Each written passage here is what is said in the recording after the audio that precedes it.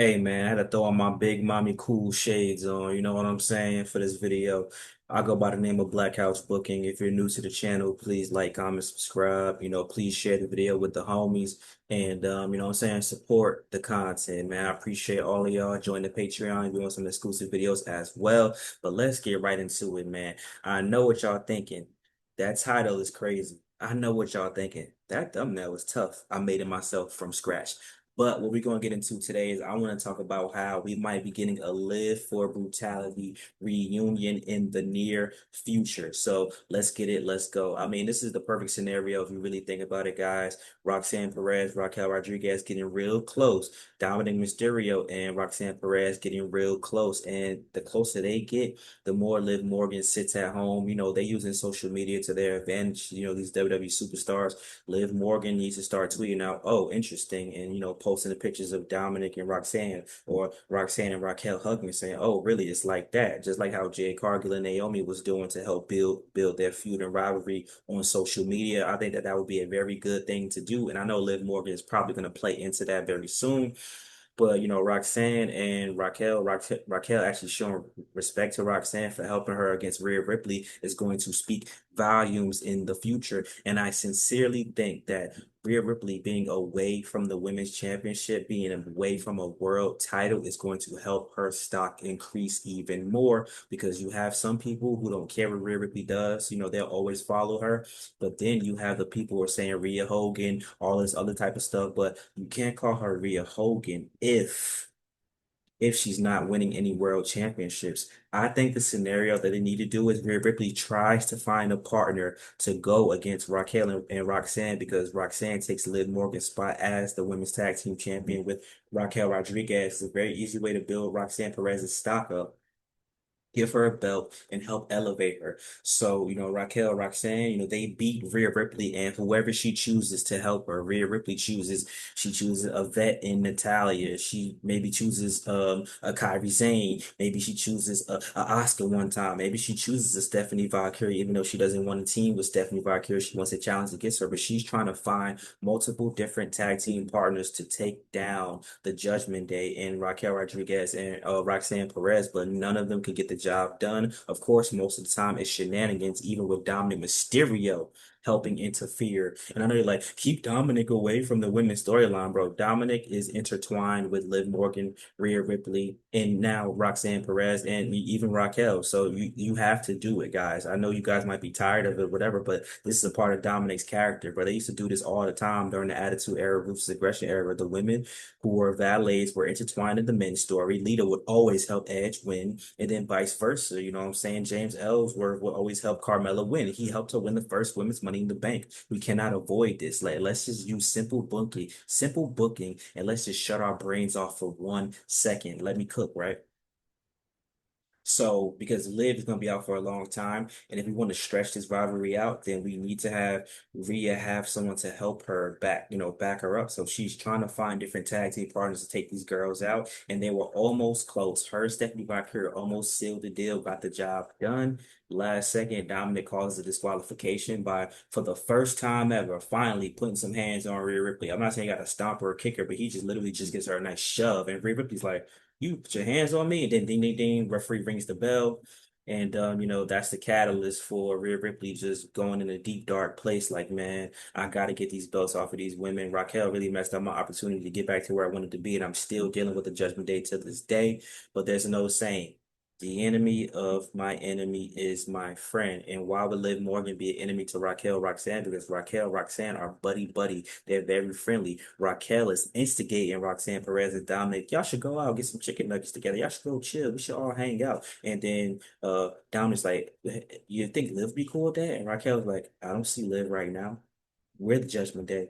When she comes back, she comes back. But for now, we need to build our chemistry, blah, blah, blah. So even, and then Finn Balor's in the back, like, "Mhm, yeah, that's what I'm talking about." Finn Balor and Raquel are even getting closer, because Finn Balor's like, yes, we're finally all on the same page. Eventually, we'll get Finn versus Dom, but if they want to stretch it out to wait for Liv Morgan, because Liv Morgan is an intricate part of this story, then we can do so. And then we can still get Dominic out of the group, because eventually Finn will turn on Dom, and then eventually, Finn might even have Roxanne Perez turn on Dom as well to help Finn secure the Intercontinental Championship. I'm hoping Liv Morgan are out for 6 months because this will be a hard story to stretch that long, but we're going to try it anyway. So with that being said, Liv Morgan finally returns. She's like, "Hey, what's going on?" And they're like, "Oh, nothing. We got to have you back." Dom looks at her. He doesn't give her a hug. He doesn't give her the little nose kiss. He just, "Hey, Liv, how you doing? Nice to see you." Liv like, "Hey, you haven't talked to me in a while." I say, "I've been busy, making sure everybody in Judgment Day is doing good, taking care of my championship, blah, blah, blah." But then when Roxanne Perez comes in, Dominic's all happy, like, "Hey, there you go. Hey, good match out there, blah, blah, blah." And Liv is just noticing the change, but she's not pressing the issue just yet. She's gathering her information and she's just being cautious and she's being very calculated. And then, we get to see when other people are doing backstage segments, you get to see Rhea and Liv actually talking in the background, but no one ever addresses it. The Judgment Day doesn't address it because the Judgment Day doesn't care. They feel like they can do whatever, and they know that Liv would never team up with Rhea Ripley. But what they don't remember is that Liv for brutality, they were a team. And you know what I'm saying? That Rhea turned on Liv first, Liv turned on Rhea second. They are even. So then, Raquel and Roxanne about to do a title defense, and Liv is like, "Okay, I'm back now. I can take Roxanne's place and get my title back. I'm the best women's tag team champion." Raquel's like, "Let me stop you there. Roxanne's been holding things down since you've been out, so me and her are gonna defend these titles. Sorry, but we're gonna do our thing." And then Liv like, "Okay, that's the last straw. You wanna do your thing? How about you defend against me and a partner of my choosing at the next PLE?" That builds up the story. In the next couple of weeks, Liv is teasing who it could be. It could be she could just tease anybody, and then they're like, "Oh, we're not worried about you." And then when the moment comes, we can finally have a surprise for once at the PLE. Liv Morgan's partner comes out, and it is Rhea Ripley. Rhea and Liv are matching. They're not buddy buddy. They're not doing this whole thing, but you know what I'm saying. They're at least matching. They got the Liv for brutality vibe. They come out. They beat Roxanne and Raquel 1, 2, 3. Liv and Rhea address it the next day. They said we've been through a lot these past couple of years. Fighting over Dominic. Fighting over the women's championship and just fighting over betrayal, and we have decided to put our differences aside in order to have championship gold. We're not saying we're best friends, but we're going to continue to, carry the brand and, carry ourselves as champions. So I think that would be the best case scenario for both of them. That's just a little bit of fantasy booking on my end. I don't know how that would work out, but I think the fans would like it. I think it would help get Rhea back over as a baby face, and eventually Liv Morgan will be a baby face again because she just works very good as a face rather than a heel. So I think that that's like a layup to be honest. And if you want a legit way to get her back to being a baby face, because she's very over with the crowd, even as a heel, she gets cheers. But why not just make her a face at that point? And then, like I said, the Dominic story can intertwine as well, where Dominic can also turn face because Finn Balor's like he blames Dominic. It's his fault. You got these two women scorned, and the reason why that they teamed up and broke up the Judgment Day. Getting Liv out of there. Now they're weaker in ranks and stuff like that. So then Finn kicks him out. Then Rhea and Liv, they forgive Dominic because they both still have feelings for him or they still care about him. Blah blah blah.